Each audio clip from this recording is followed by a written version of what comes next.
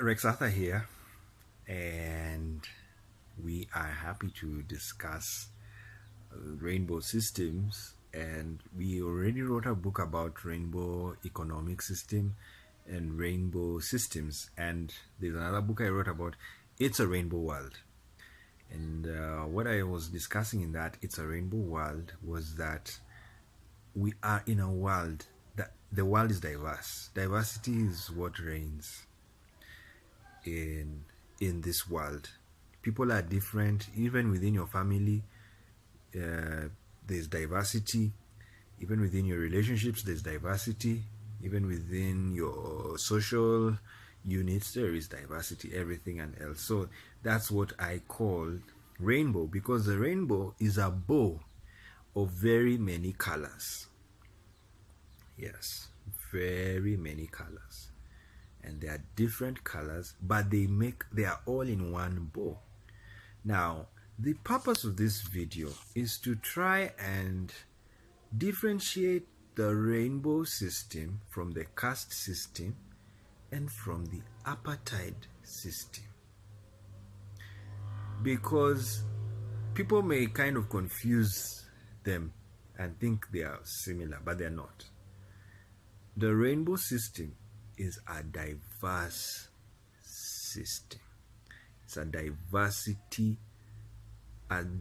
system that is united. Yes, it is united. Now, the caste system is a different system. It's also made up of different classes in a hierarchy. Actually, there are just different classes in a hierarchy. The rainbow is maybe hierarchical, but it's not. It is made up of different colors. Yes, they are all colors. All of them are colors. But the caste system, it is just different classes of people. And not everybody is in a caste. Secondly, in the caste system, there is no interaction. You're not supposed to interact, especially things to do with marriage. You're not supposed to marry someone from a different caste. That's how it is in the caste system. And now, then you go to, unlike the rainbow system, we're not just talking about the rainbow. We're just talking about we're using the rainbow because it's diverse, but we are allowing interaction. You can interact with everybody, with anybody, any color. You can mix with any color, because red plus green will give you, I think it's purple, if I can remember the complementary colors and supplementary. The colors, there's the primary colors. When you mix them, you get the other colors. So that's what happens with all of them. So in the rainbow system, mixing is allowed, because orange is a mixture of red and yellow, which are primary colors. So it's okay. That means mixing is allowed in the rainbow system. But in the caste system, there is no mixing, is not allowed, especially when it comes to marriage. And then the third system you want to look at is the apartheid system. It is also a hierarchical system based on also classifying people in classes, and but it is based on division. So the apartheid and the caste system, they are not diversity freaks, they are division freaks. Yes, they put people in different classes for the purpose of division. And those are the three. You want to compare them and see their differences. Reason being, the world, most of the world has that system. That's why I wrote the book, It's a Rainbow World, as in it's a diverse world. We all have diverse systems. Yes. And there are some people who are rich, some people are not so rich and not so poor, and some people are poor. Yeah, that's what happens with people. And then other people, I mean, systems in the world, and it's everywhere, all over the world. You'll find some people are rich and some are poor, and some are in the middle. And this is what Karl Marx was not for. Karl Marx didn't want a system that was filled with hierarchical levels. His vision of life, of the world, was where everybody will be one. Everybody. The proletariat will take over the bourgeoisie and they will become one. That was his dream. Reason being, he was not happy at what was happening in his time, whereby the laborers were working so hard, but they were getting little pay. And the bourgeoisie owned them. See, they were the employers and the owners of capital. And so, it was so what happened with Karl Marx? Karl Marx said, no, this should not. And Karl Marx did a very brilliant, I liked his summary of history. He concluded history in one nutshell by saying, you know what? History is all about classes. Yes. And he goes through all that there has always been a bourgeoisie and proletariat ever since. And he's right, because even in the ancient times, the master-slave system, it's also hierarchical. Yes, all of it. It's just all of it. It's classified. We are in classes. So classism is very, very ancient and very part of life. So Karl Marx's view was, he was an anti-classist. He didn't want people to be in classes. He wanted everybody to be equal. This and his teachings went to all the world, and mostly Africa and Asia and Russia. They accepted Karl Marx's teachings through Lenin. Even a bit of South America with Venezuela. You remember Hugo Chavez? He was also a Marxist. And so Marxists, they take the socialist system. So the socialist system is whereby everybody should be living well. The laborers get a good wage. There is minimum, even the minimum wage and all of these things. So all of that was the socialist ideology that was built on Karl Marx, because Karl Marx had a goal, and his goal was that to destroy the classes, once and for all, and everybody be united. So when you look at it, but when you look at it rationally, you can also criticize Karl Marx. I was also a Marxist. I love his philosophy. I love his thinking. And there was a time I was an avowed Marxist. I didn't mind being a Marxist. But as you know, the beauty of education and learning and reading is the more you read and study life, you get to think. So I thought and saw that, no, actually, diversity is the thing that reigns all over the world. And that's you see, biodiversity. Biodiversity means that there are very many life forms. They are not the same. So, the moment there are very many life forms, different life forms, not many, because when you say many life forms, it means you can have many life forms and they're just one life form. Yes, one life form can be many life forms, and they all are red blood life forms. But different or diverse life forms, that's what biodiversity means. Some animals, some life forms depend on blood to survive. Other life forms depend on oxygen to survive, and carbon dioxide, like the plants. Which plant have you seen bleeding? When you cut it? No, they don't bleed. They don't need blood. They need water and they need air. And it's a life form. They live. We even see plants die. So plants die just like us, like human beings, but they have a different life form. And then even stars. Can you imagine also stars are life forms? Yes, they also die. And And now tell me, where is the blood? Where when you see a star die, where did it bleed? Yes, but it has life. You see, so all of these things is biodiversity. So I think Karl Marx was just a bit materialistic. He was looking at what was happening and how life was run. And how life was run was that life was very materialistic. Meaning if you don't have money, you are dead. Yes, that was the life because of the Industrial Revolution. And if you don't have property, all property was valued to money. In the past, the days of the hominids, I mean, Africa belonged to 3 people, 5. They walked, and dinosaurs and all of these things, they all lived there. Yes, they all lived there. And the biodiversity was still there. Different life forms, as I've said. Now, when you factor in diversity into economics, then that's when you realize, I think Karl Marx didn't see that.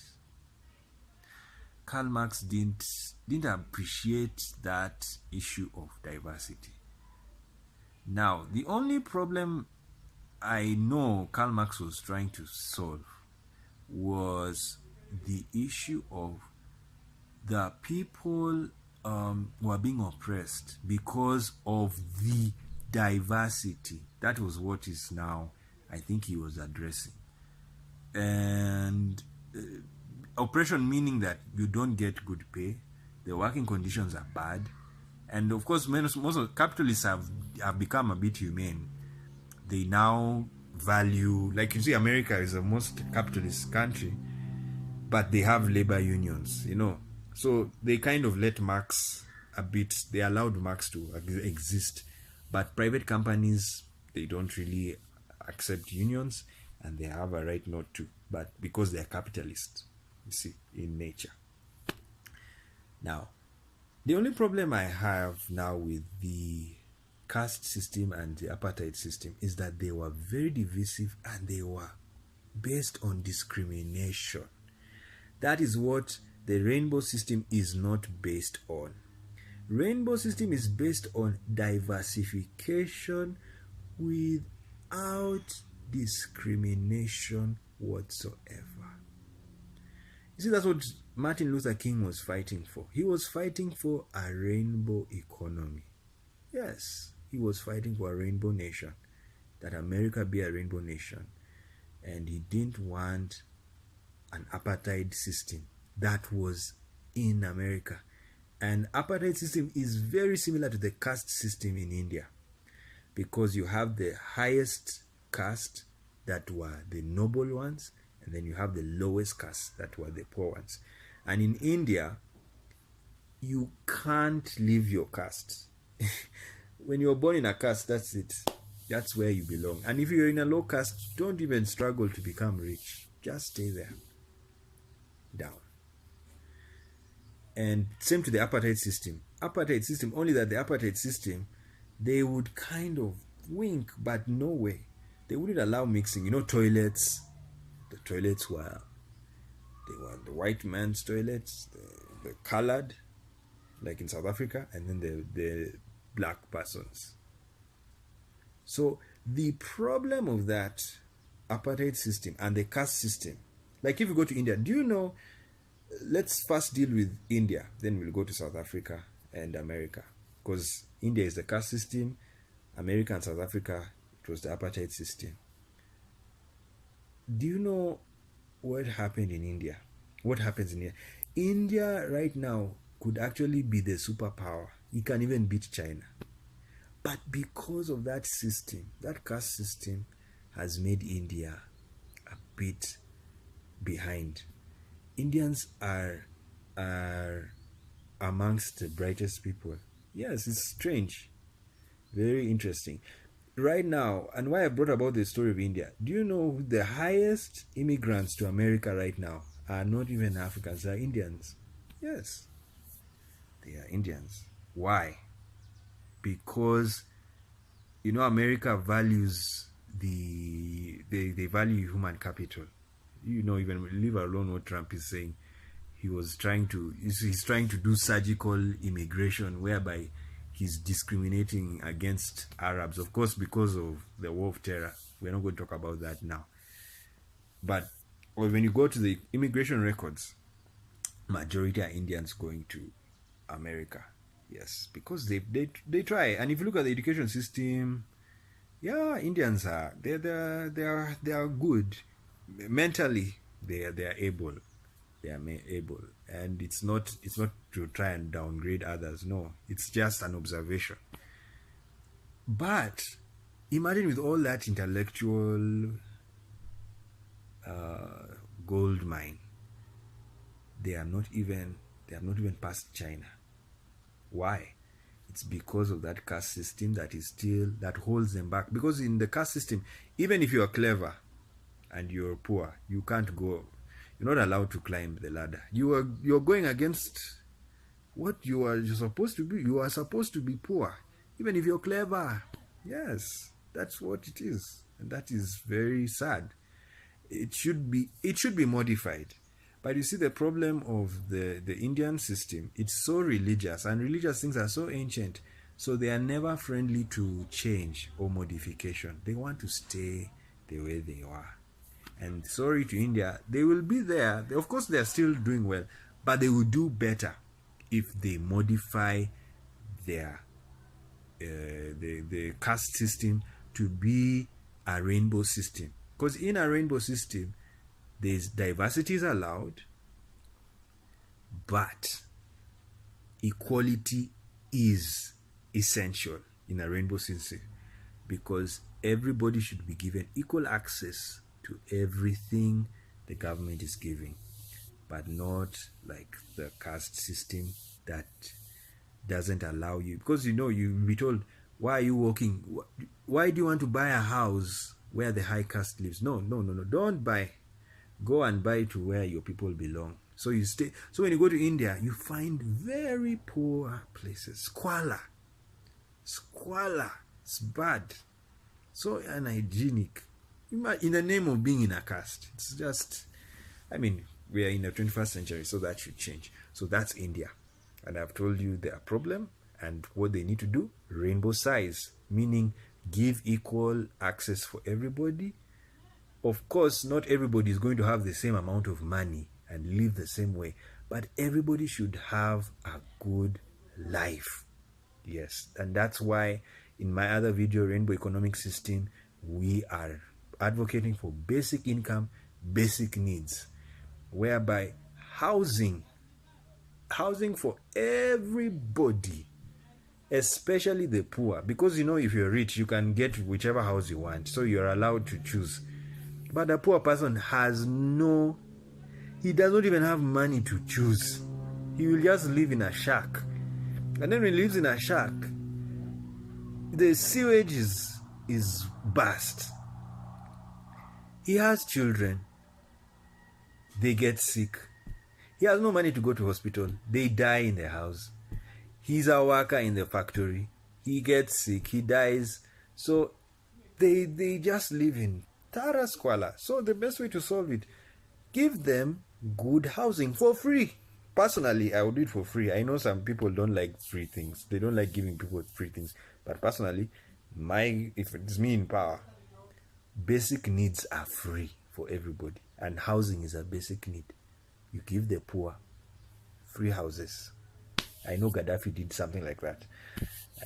And of course, I think there may have been a price. But the government can cover that price. Yes, it can cover.